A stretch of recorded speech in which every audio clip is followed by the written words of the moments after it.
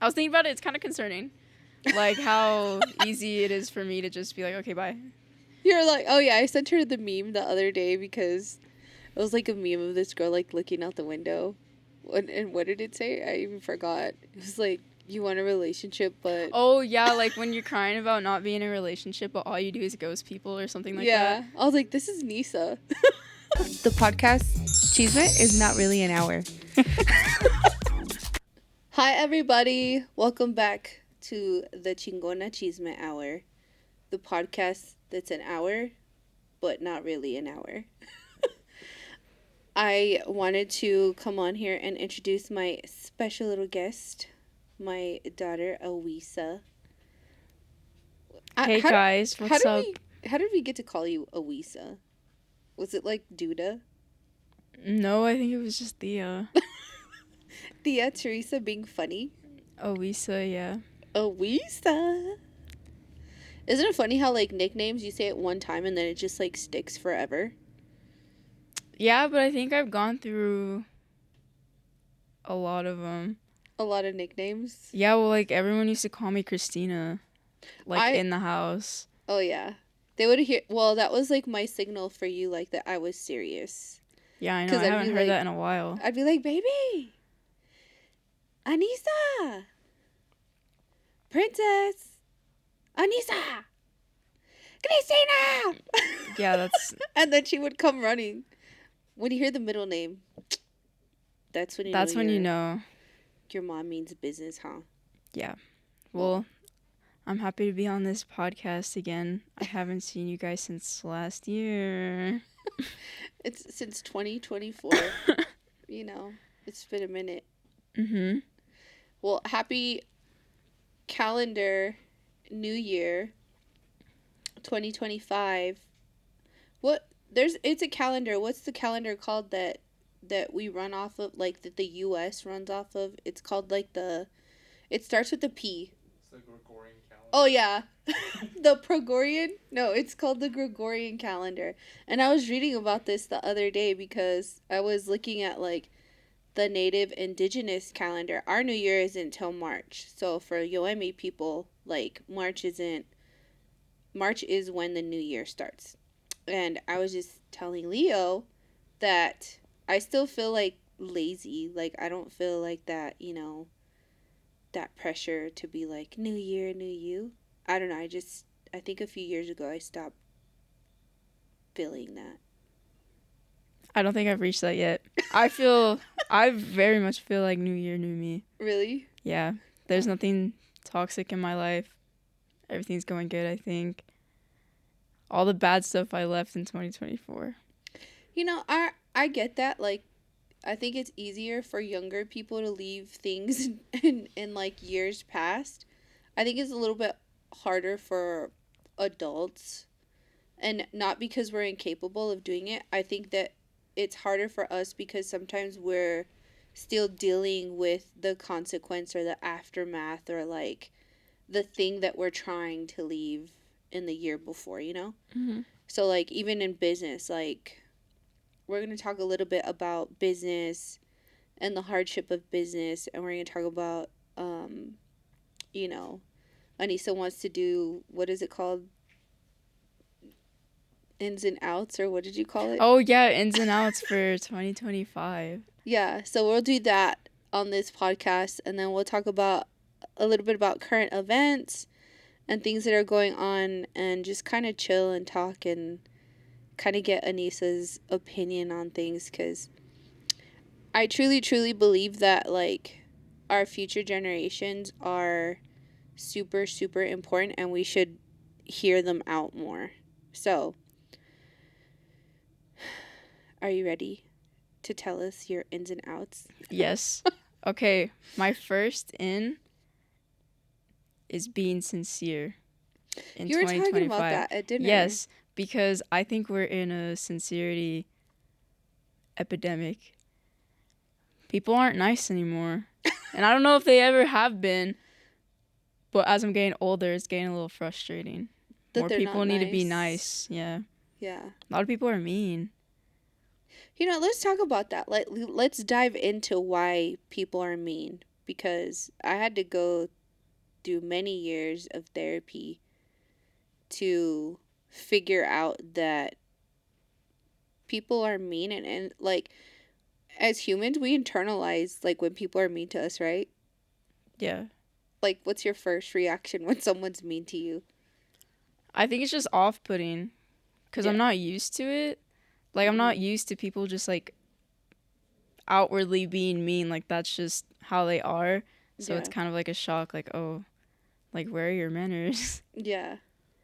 I think that has a lot to do with, like, how you're raised also and, like, what goes in our household. Because Anissa's never been a type of kid, like, when she was in trouble that you had to spank or anything like that. Like, you could just raise your voice and she'd be like, you know. Yeah. I didn't spank you enough. No, I'm just kidding. Girl, bye. I didn't have to. Like, I didn't have to spank you because you were just the type of kid that it was easy to be a good parent and be nice to you because you understood with words. And I think that words are so powerful, you know, when it comes to you and how I discipline you. Bless you. Leo, you alright? Leo's over there dying, guys. You okay? Yeah. He's like, I'm good.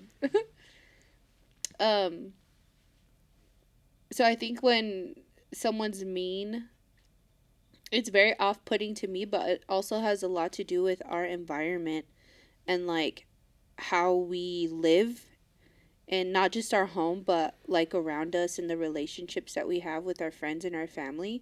So I feel like we've done a really good job of like protecting our space, so when we're in new spaces and new people are coming out, or you know, we're around new people and they're mean, you're just like, bro, what's wrong with you? What happened to you? Yeah, I just don't get it. Like, I don't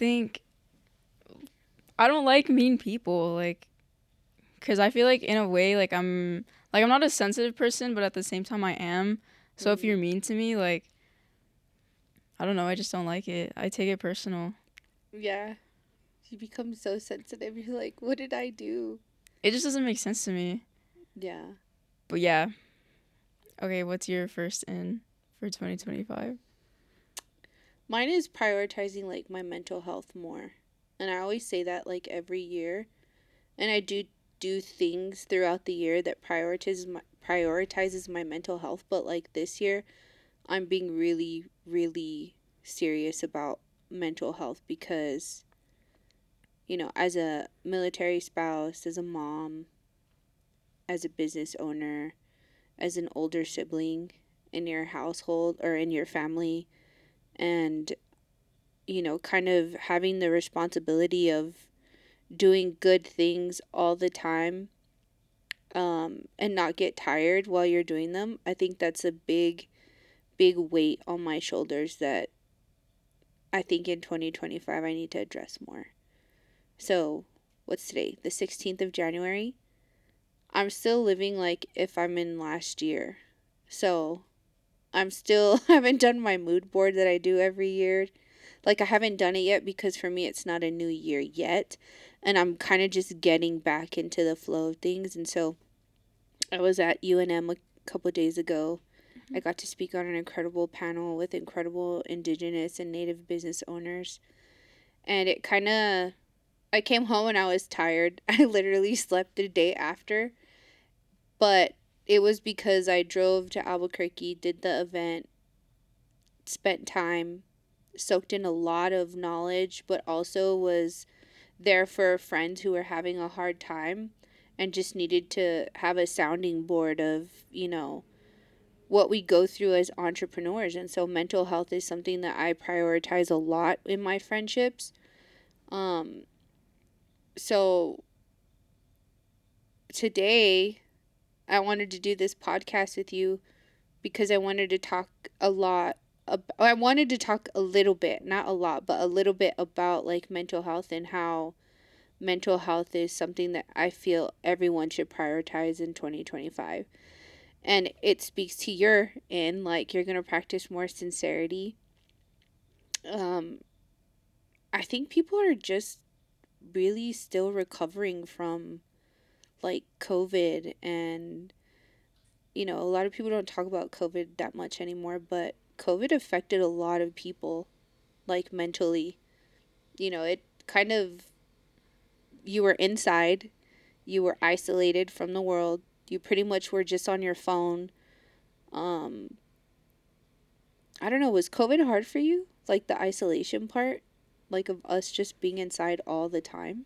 Mm, I think it did because I remember before, like obviously I was younger, but in 2020 or like before 2020, before COVID and like the quarantine and everything, like I remember being like really extroverted Mm-hmm. and just like able to like joke and like talk with people so easily, like my classmates, my peers and everything. And after COVID, like I feel like that changed. Like I lost a bit of my social skills. So you feel like you were more extroverted before COVID? Yeah, definitely. And I also think it wasn't just me. I think it was other kids too because like even now still like classrooms will be so quiet even though they're like there's like 25 plus kids in one classroom Mm-hmm. and like everyone will just like be so quiet and Mm-hmm. will just like look at their phones, and that's like not really how it was before. Yeah. So I don't know, I think COVID kind of killed like everyone's social skills, and I think like how you said like people are like still recovering.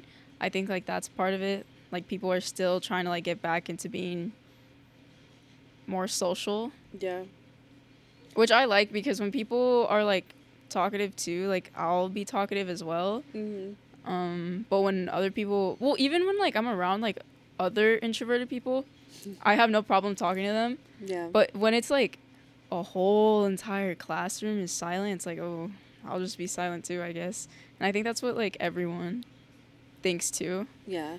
Like So even the babies. Like remember the babies would get in the car after the COVID restrictions were lifted and we wanted to go to like Dairy Queen, which was just down the road from the house. And we would literally get to like the stop sign maybe like, half a mile from our house, and they'd be like, "We want to go home." Like we couldn't even get to where we were going cuz they wanted to go home. So I think they call them like COVID babies, where they're just very like homebody. And even now, like Danielito, remember we went to New Orleans and he was like, "What's wrong with this place?" And he literally just wanted to leave. Like he didn't even want to hang out he's in like, New what did they Orleans. do to this place? He like sees like all the art and everything on the buildings and all like the little dishevel they have because they're so old, and he's like, what happened to this place? What did they do? We're like, this place is literally hundreds of years old, and Yeah, it's and it's like the really most beautiful cool. city I've ever seen in my life, and he's just like, what do they do here? Anissa loves New Orleans. She told her dad she wanted to go to LSU, and he like literally almost died. He was like, "What? No way." That's like probably one of my favorite cities I've ever been to. Yeah, New Orleans is very, very beautiful. And so when we went there after COVID, it was like even just going to places, you could see the change in people, you know. You could see that there were people that were still scared, and would wear masks. We would wear masks. And it wasn't because I was scared, it was because I wanted to do it out of courtesy. If I didn't feel good, I didn't know if I had COVID, so I just wanted to protect other people. And I think that, like, mental health was really something that I struggled with during COVID, because even though I was on Instagram doing makeup and, like, I was still doing things, that isolation portion of it was really hard. And I was just inside with you guys. Like, Daddy still would go to work, but I was still at home. And it was just me, you, Mateo, Cheyenne, and Danielito. And you have 2 kids under 2, and everyone's stuck inside. Like, that was really taxing mentally. And sometimes I still feel like I'm barely, getting back to normal. My drive up to Albuquerque, I had a panic attack because I was by myself. Like, I don't really go anywhere by myself. I'm usually like with you or Thea, or I'll take one of the kids. But I think that prioritizing mental health is not just something that you do for yourself, but also for the people around you. And yeah, so that's one of my ends for 2025. Oh my god, I completely forgot that we were doing that. She's like, what are we doing? Okay, so what are your outs? What is one of your outs? One of my outs. I don't know, honestly. I keep thinking about ins and like I can't even think of an out because I feel like I did good on like getting rid of all the things I wanted to get rid of before the new year. Mm-hmm. Like everything I was just done with. Like what? And usually like like I don't know, like people, like my social interactions, like if I don't want to talk to you, I'm not gonna talk to you anymore. You've gotten really good about like just I have cutting because people off because you were so bad at that before. I really am like a people pleaser at heart, and I think that's just because like I want people to like think I'm nice or like appear nice. But and you stuff. are nice. Well, I know, but like with being a people pleaser, like I just want like I want other people to feel good, but like I realized like wait, that's like not good at all for me. That's not your responsibility. Yeah, like I'm affecting my comfortability to make other people comfortable. Right. So it's like, yeah, but you're right. I have gotten better. Like it's kind of I was thinking about it. It's kind of concerning. Like how easy it is for me to just be like, okay, bye. You're like, oh yeah, I sent her the meme the other day because it was like a meme of this girl like looking out the window. And what did it say? I even forgot. It was like, you want a relationship, but... Oh, yeah, like when you're crying about not being in a relationship, but all you do is ghost people or something like that. Yeah. I was like, this is Nisa. Yeah. I sent it in a non-judgmental way because there was a nice boy who was trying to pursue Anissa, and she just wasn't having it. She, like, drew a boundary very quickly, and she was like, no, boy, bye. And I was like, Anissa, he seems like a really nice boy. And she's like, he is, but I don't want to talk to anybody. You're like, I don't know what to say. Are we thinking about the same guy? I think so. The one that would like take me to lunch? Yeah. Oh, okay. Yeah, sorry. No, but you were right. You were right. And I agree with you. Like, oh, he was like a really nice guy. Like, he wasn't bad looking. He was really sweet. Comes from a good family. Yeah, and he had like a lot ahead of him. But I just wasn't feeling it. So I'm not going to force myself to feel something that I don't. Yeah. Well, I mean, he was like fine with it. So. Yeah, I didn't hurt his feelings. Yeah, I think putting he him was down. like kind of overwhelmed. Yeah, but too. don't ever try to like bring basura to my house, because then I'm gonna be like. I'm not. I don't think I'm ever gonna bring someone to the house like ever. Girl, bye. She's like, I'm gonna be a nun. I'm gonna be by myself. Anissa's new song for 2025 is gonna be all by myself. Oh my gosh, no, because that's a sad song. I'm not sad. No, I'm just like comfortable. You're not. You're happy. You're the happiest I've seen in a long time. I think so too. You know what? That's the in. And I think that's been an in for like a bit, but like that's gonna be the in for all of 2025 for everyone. Right. I hope, because like everyone was depressed. Like literally everyone. That's all you see online for like a really long time. Like, oh my god, I'm so sad. I'm so depressed. This and that. Which there's nothing wrong with being depressed. Well, like there is, but it happens. Like you can't control it. Right. But like. Now you're like, please. It was just such a thing. Yeah. And when it's like popularized to be happy and like genuinely feel good about life, like that's good. 'Cause like for me, especially like for a long time, like I felt like I wasn't happy, and sometimes like I feel like I can't control it either. Yeah. And like, you know, like I've literally cried in your arms before, like saying like, I don't know, like I just don't feel good, like nothing's even happened, I just don't feel good. But like that happens, but I think overall like I'm a happy person. Yeah. Like I enjoy life and I want to see more. And I think as you get older you start to I think between 12 and 15 are really hard years. And you know, I say that for me personally, but also as like your mom. I know that there were like days and nights where I would just hold you and you would just like cry, you know, like you just didn't I think you were trying to figure out like your place in the world and who you were and what you wanted to be and like what you deserved and what, for a mother, having a relationship with your child is, especially a daughter, mothers and daughters are famously like known for not having good relationships. And it's like either you don't have a good relationship or there are those like very inspiring relationships where like mothers and daughters are super close. And I know that like for me and for you, we've always been really, really close. And I think that in those 13, 14, 15 age years that you were in, I didn't feel as close to you because you were going through so much, and I think you were trying to protect me, um, because you didn't want to share like the extent of what you were going through. But I'm a pressing mom. I pressed a lot. I remember I would just go in your room and literally sit in your bed or lay in your bed, and you would look at me like, "The you doing in here?" And I'd just be like, "Hi, Anissa." Playing with your squishmallows or You whatever. still do that. I still You do that. still I do still that. go into her room randomly, like at night, and she's like ready to go to bed, and I'm just like, hello. I'll just lay in there, and I just want to bask in your energy because you're a beautiful little girl, and you like grew up too fast on me.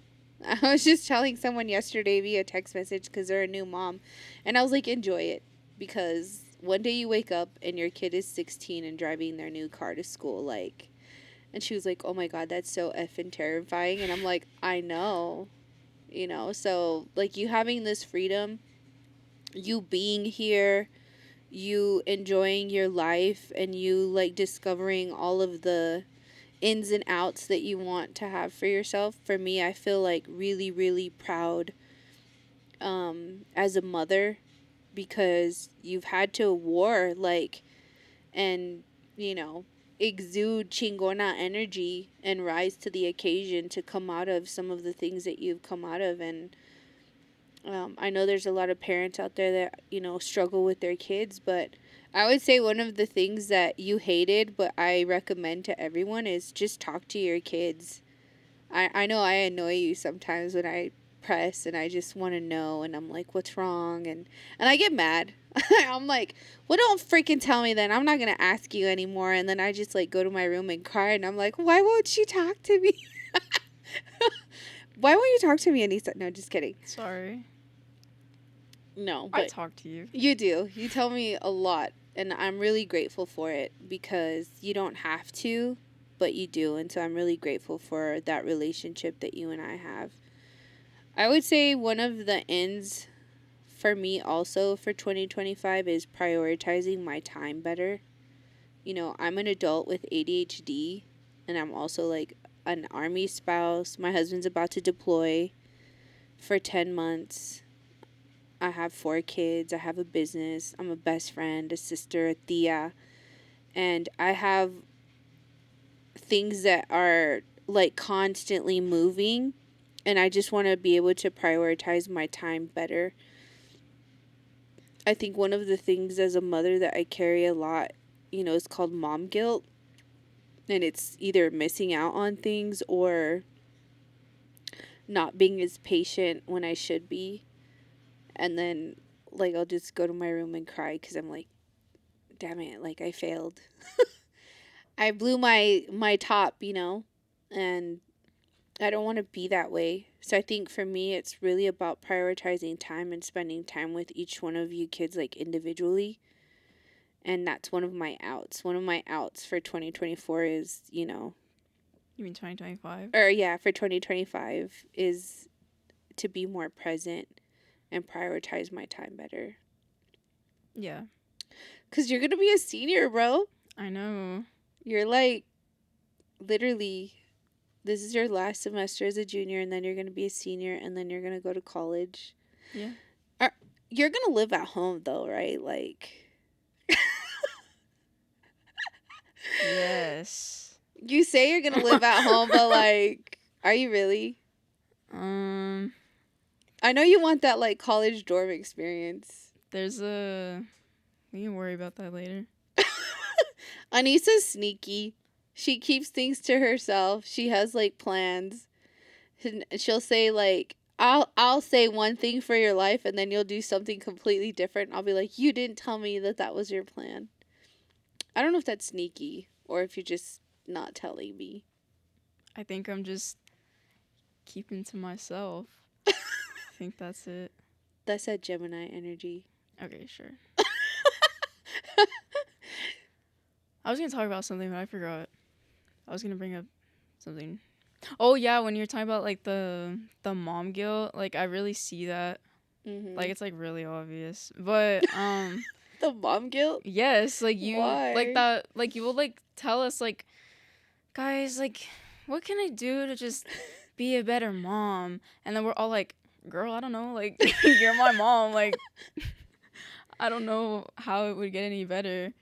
But isn't that funny that like, do you think it's funny that I even asked that? Do you think other moms ask their kids like how they can be a better mom? I Leo, feel did like your mom ever ask you that? Or you, E-Man?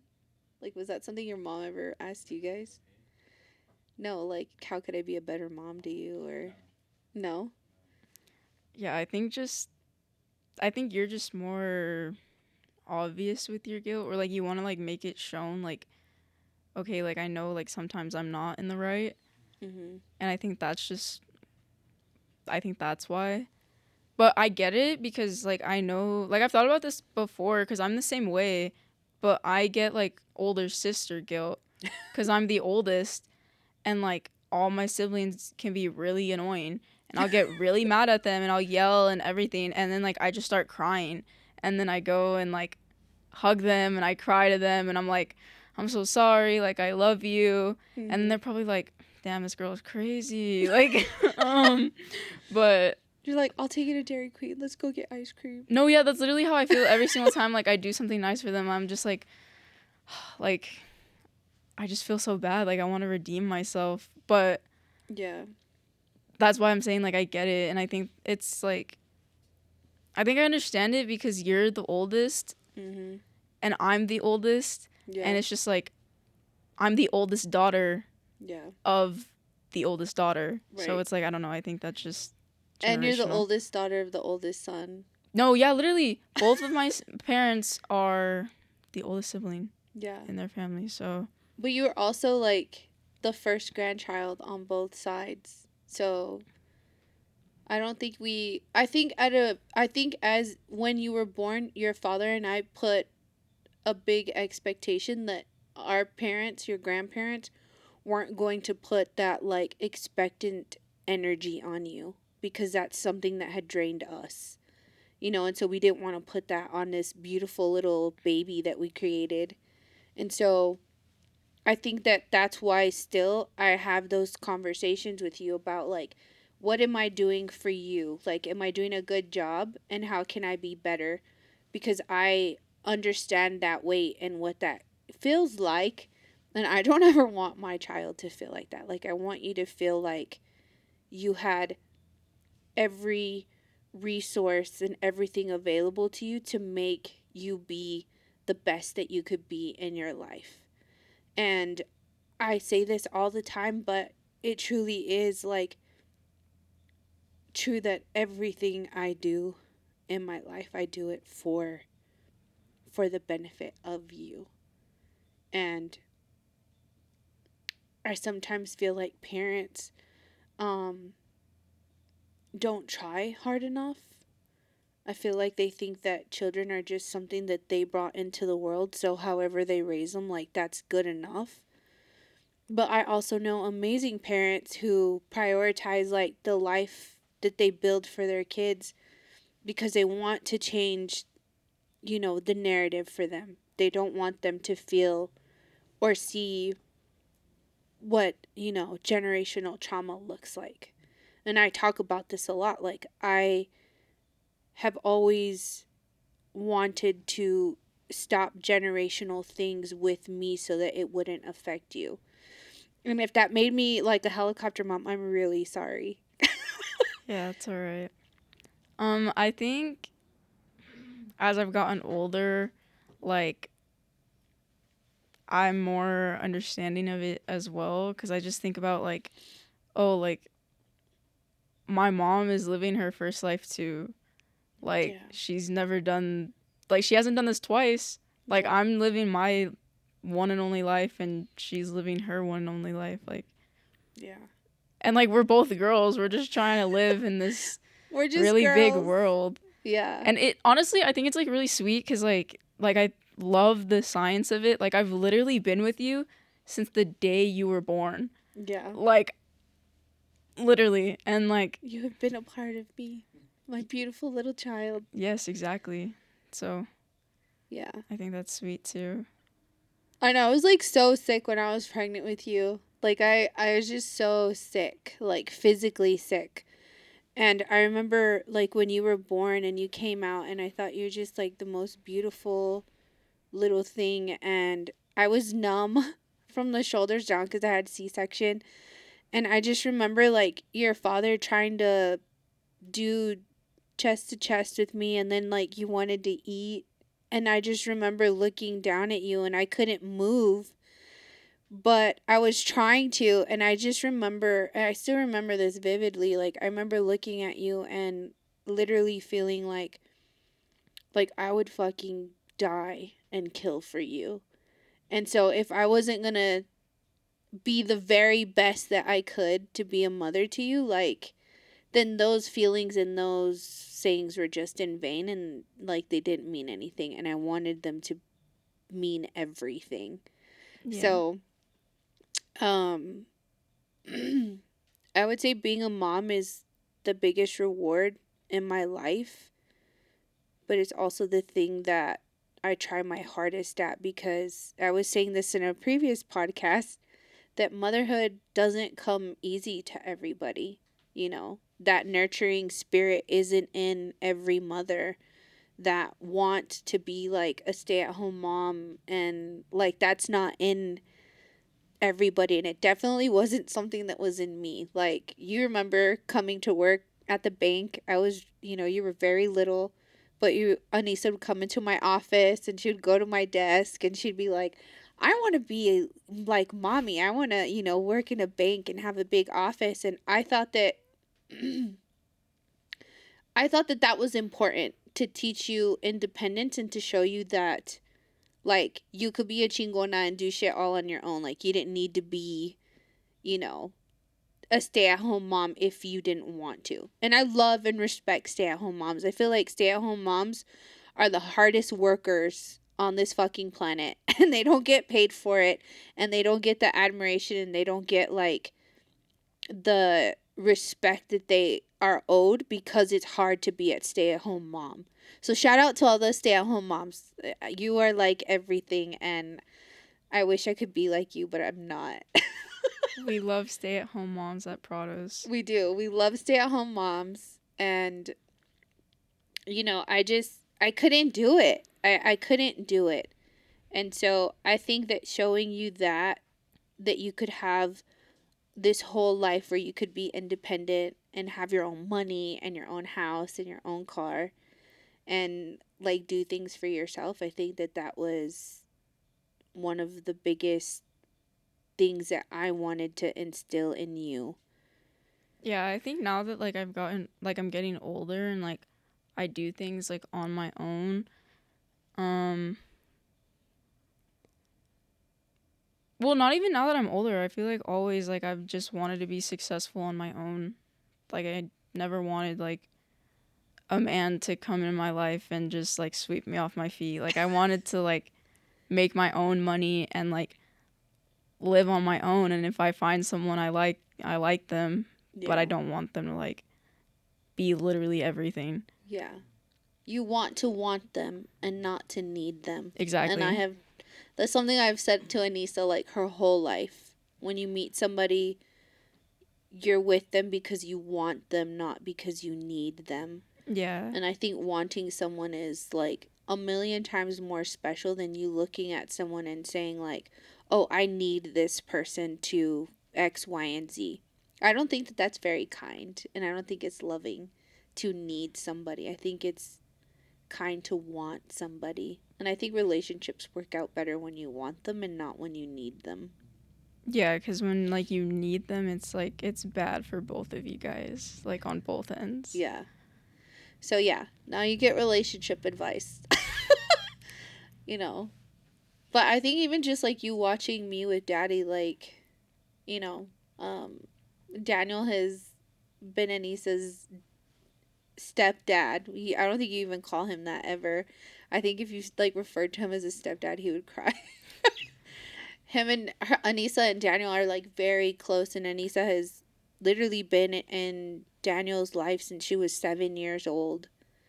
And I think that, you know, you watching that whole process, we were talking about this the other day. Like, do you remember when you met daddy? Yeah. You were just like so awkward. Yeah, I was telling them like it was just kind of interesting for me because I'd never been around a white person before. Like I was still like 7 isn't like young, but like I was still like, oh, like I'm not used to that. Like I'm only around like brown people. Right. So when I saw him, I was like, you look kind of weird. Like, and I thought he was scary because he's just like a super tall white guy. When I saw him, he had sunglasses on, and I'm all small, and like the sun is behind him, and he's just like looking down at me. And he's like, "Yeah, I'm Daniel," and I'm like, "Hi, Daniel."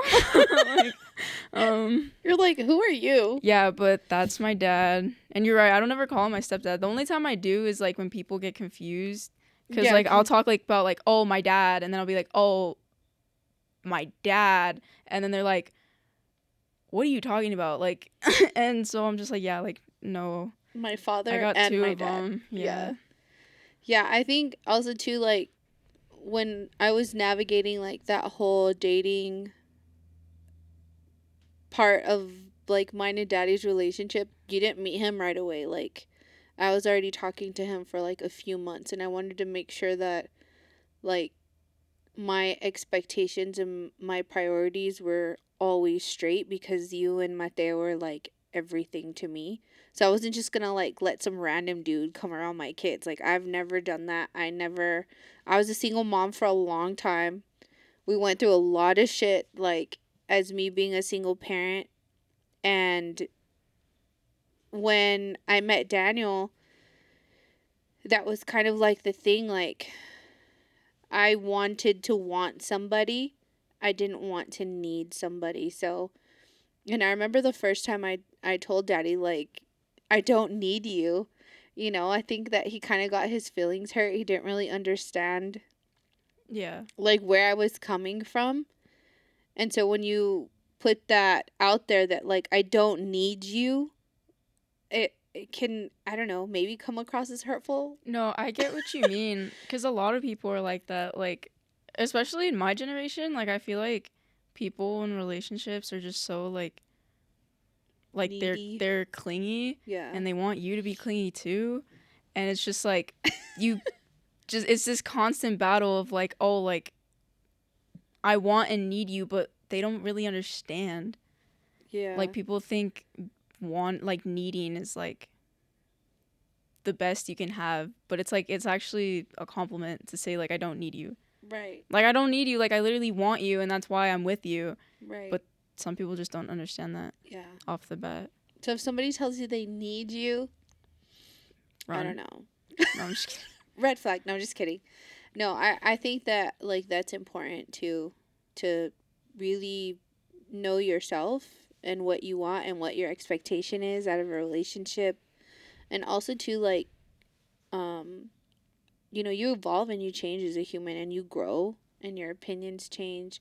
And I think that that's what makes relationships really important, is that when you're wanting somebody and not necessarily needing them, you can evolve and grow more as a person easily and better, because they know that your whole heart is about the happiness of self. And I talk about that a lot also, like that people can't make you happy. And there were times where I would say that to you too, like, having a boyfriend isn't going to make you happy. Like, you have to be happy in yourself. And it's the same for adults in marriages. Like, just because you get married to somebody doesn't mean that they're going to make you happy. It's not your spouse's responsibility to make you happy. You have to be happy in and on your own. And it's important for you to always seek and understand what the parts of you make you happy so that you can be happy and in harmony together. Yeah. That's true.